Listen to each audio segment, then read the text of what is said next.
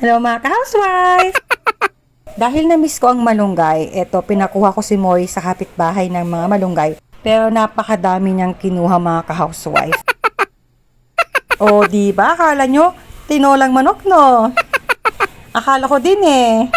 Dahil akala ko that time, nagmamadali na kasi ako hapon na dumating na yung husband ko. Ito yung mga pasalubong niya. Nagmamadali na ako, hindi ko na-check kung may manok talaga kami o wala. So pagtingin ko sa aming ref o sa fridge namin, akala ko wala kaming manok. Meron pala kaming manok dito pero nakamarinate na siya pang baon ng aking husband or para kay Moy yung i-air fry. So ayoko nang galawin kasi para pag nagluto ako ng baon ng husband ko, mabilis na lang. So, kaya sabi ko itong longganisa na lang. Tapos the next day ko na-discover na meron pala talaga kaming manok, mga chicken wings na sa taas lang nalagay ng aming prime fresh. Pero at least nakadiscover naman ako ng bago sa aking longganisa na pwede pala siyang gawin ganito. Nung una medyo hesitant pa akong gamitin kasi baka sabi ko hindi masarap. Pero honestly, masarap pala siya. Ayan, nabulol pa nga. Yon, same process. Isaute mo lang ang garlic onions plus 1 longganisa lang ulit. Pag na-saute ng mabuti yung longganisa at luto na siya, add mo yung 2 pieces lang to na, ay hindi, 3 pieces ata to na sayote, tapos add salt and pepper or ground pepper to taste. I-mix lang ng saglit, tapos pwede na mag-add ng fish sauce or patis. Tapos i-mix ng mabuti. And then after that, nag-add na ako ng 3 cups of water. Gusto ko ng soup talaga, yung may masabaw. Kasi nga, di ba, parang tinola to.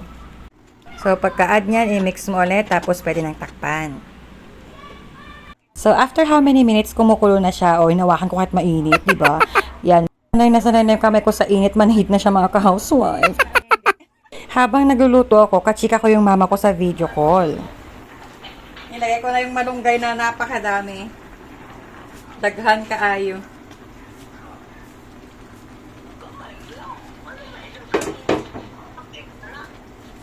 Pait na, pait.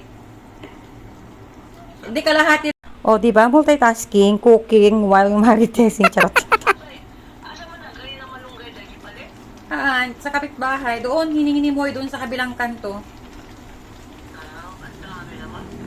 So, ayan, in-add ko na yung aking mga malunggay. Kinalahati ko na lang kasi sobrang dami yung kinuha ni Moy. So, ilagay ko lang sa ref or sa fridge namin yung iba para gagamitin ko bukas. So, tinakpan ko muna para antayin na maluto naman yung mga malunggay. So, after 1 minute, yan, okay na yung aking malunggay at ang aking sayote. Ayan, nabulol na naman ang person.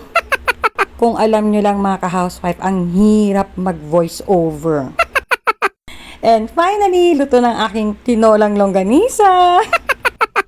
O, di ba? Dinala ko na naman kayo sa ulap. Pero promise mga housewife, masarap pala siya. Para siyang tinolang manok din ang lasa. O yan, kain na kami mga housewife. Thank you for watching. Masarap naman siya. Hanggang sa muli, bye!